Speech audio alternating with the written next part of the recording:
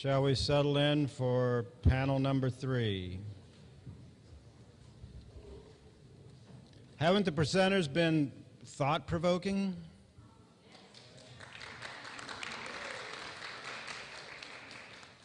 How about Schellenberger last night? I was getting whiplash. It was like, amen, brother. Amen. What? No, you're crazy. What are you talking about?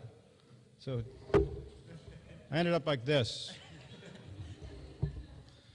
Very thought-provoking, though. This panel is the Green on Green panel, the economics of environmental sustainability. Each panelist is asked to speak to these questions. What work are you engaged in at the intersection of economic and environmental sustainability? How would you describe the creative potential and/or necessity of that overlapping space where green, as in dollars, meets green, as in the environment? What actions can we take, individually and collectively, to help build a new green economy in our local and regional communities? So it's kind of like, how can we do well by doing good? Remember to write down any questions that you might have on the note cards that are there beside you. We'll have a question and answer session after the panelists all have an opportunity to speak. The introducers for the panelists are Alexandra and Don.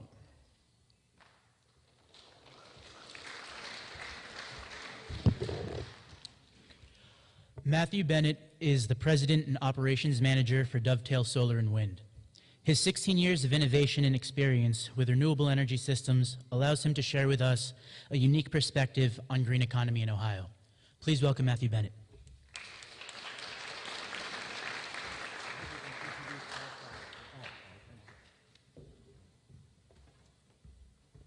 I believe we'll introduce all 5 in the interest of efficiency. Hi. This panelist currently teaches entrepreneurship and management at Berea College, which is a work service college where the students attend tuition free. Each student works up to 10 hours a week to help cover costs. Could only become a work service high school? Hopefully he can help us answer that question today. Please give a warm welcome to Peter Hackbert.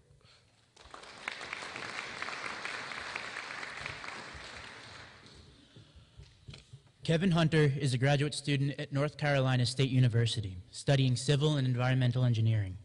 He's working to create an accurate model of climate change that we could use to predict Earth's future health.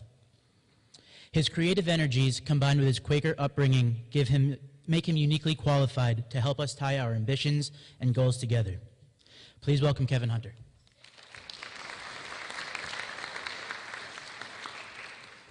Our next panelist is a professor at Kenyon College who teaches sociology. He is most noted for creating the Farm to Cafeteria program named Food for Thought, which aims to build a sustainable local market for foods produced in and around Knox County, Ohio. A number of proposals for Olney's future are also related to food production. Howard Sachs can help us think about Olney's future. Please welcome Howard Sachs.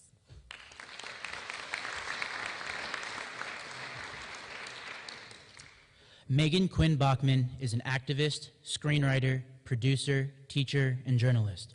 Her knowledge of how community can support sustainable living makes her a great fit for our panel this morning. Please welcome Megan Quinn Bachman.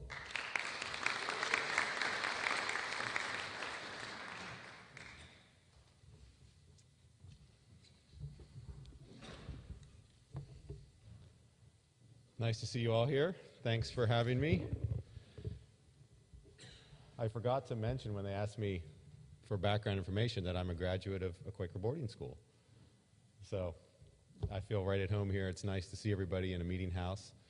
I graduated from Sandy Spring Friends School in Olney, Maryland, and which is even more interesting, seeing the road, Sandy Spring Road, right down here. So you guys have a little yin-yang thing going on here with Sandy Spring, and it's nice to be back. And it was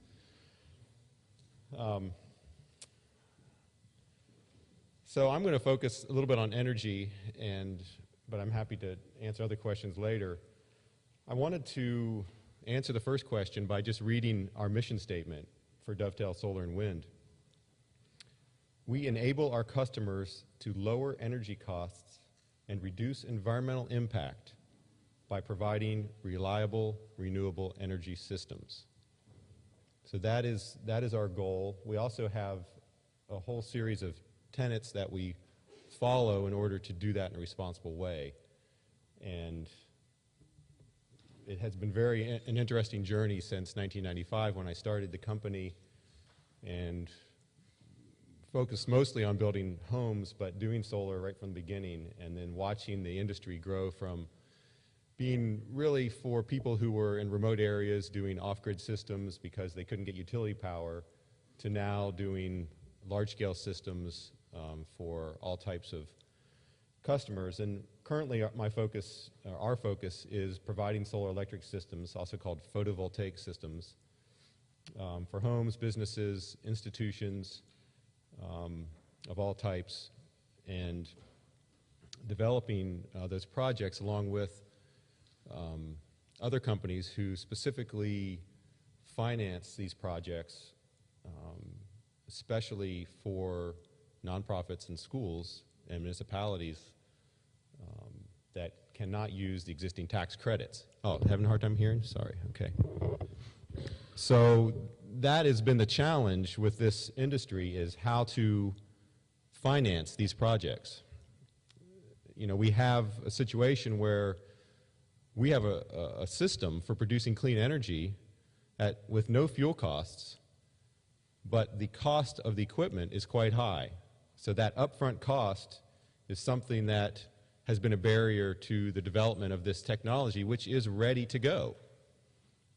This is the only clean technology that is really ready to go and can be installed in a matter of months, compared to, say, a nuclear power plant, which takes maybe 10 years to develop and permit and another 10 years to build, and has a huge carbon footprint, despite what they say, just in the construction and transportation and the enrichment of the uranium, which is generally done in areas that are using coal to enrich the uranium.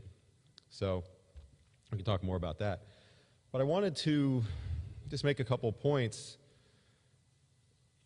Food, health, happiness, and energy seem simple, basic necessities of life for quality of life. But the choices that humans have made throughout history continue to interfere with our access to those basic necessities for quality living. So our starting point is really shaped by our past and present circumstances. And that also is the starting point for our opportunity for transformation, regenerative transformation. And, you know, the history and traditions of Western civilization have created these economic systems that, you know, are based on capitalism, are based on making money. They're not based on providing those basic necessities. So that is the challenge we have, is to transform those economies.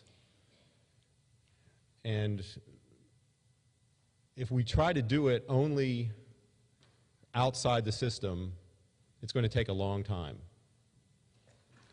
So the approach, I think, that fits with the timeline that we have, and as you all know, the timeline is getting tighter and tighter. The estimates for global warming, you know, have been accelerated. When the ice dam breaks at the beginning of the glacier doesn't move at the same rate it used to move. It starts pouring off the mountain into the ocean. So the point I want to make is that we have to work both within the system, without the system. We have to do both education on the basic level to transform the systems, but we have to use the capitalist system to get this transformation going as quickly as we can. And it doesn't have to be done in an immoral way. Companies can be run based on principles. Just because most of them aren't doesn't mean they can't be. So that's kind of the point I wanted to make. I think, to follow through on that, we need more companies, we need bigger companies, we need companies that are going to run their businesses in a responsible way. And we need financial models to allow the installation of solar power systems, geothermal systems, all the various technologies that are ready to go now. And we need to be able to show that we don't need nuclear power and that we can phase out coal power. And all this information is available, but for some reason, the political system doesn't seem to quite recognize that yet. So my challenge to you all is to educate yourselves, educate your politicians, adopt clean energy, and pay attention to your transportation, buy electric cars. I see a lot of hybrids out there. That's definitely a good step. So I think I'm running out of time here. So I'd be happy to answer more questions. Wish I had more time, but thank you.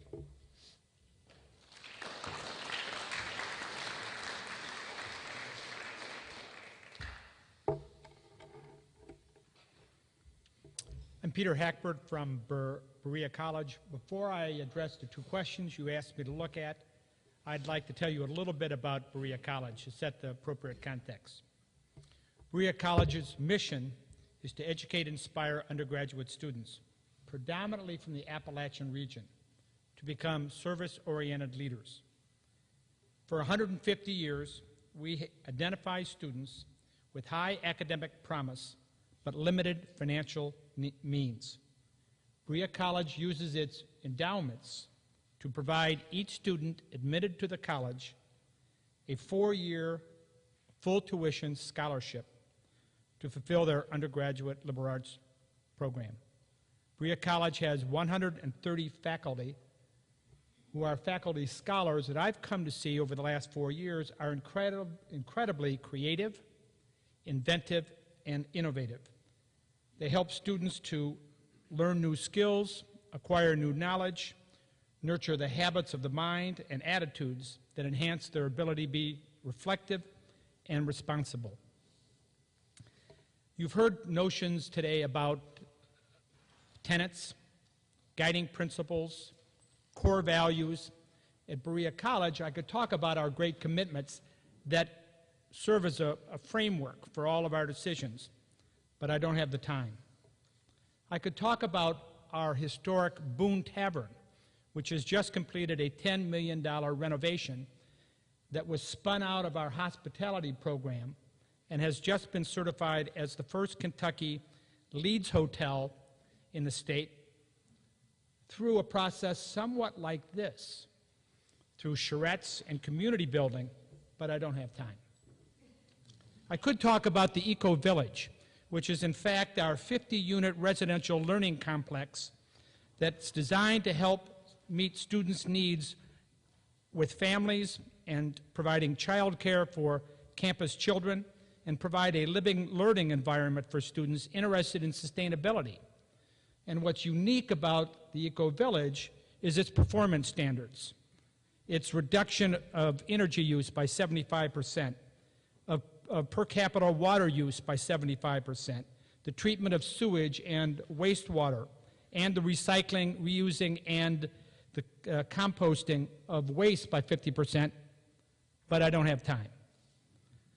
Our green design at the Eco Village includes passive solar photovoltaic panels, wind powering generators, converting sewage to usable water, rooftop capture of rainwater, and the landscape irrigation of the production of fruits and vegetables, but I don't have time. I could talk about the SINS, which is the Sustainable and Environmental Program, or the Agricultural and Natural Resources Program, which integrates academic and the laboratory experience so that students in the ag program have the opportunity to work on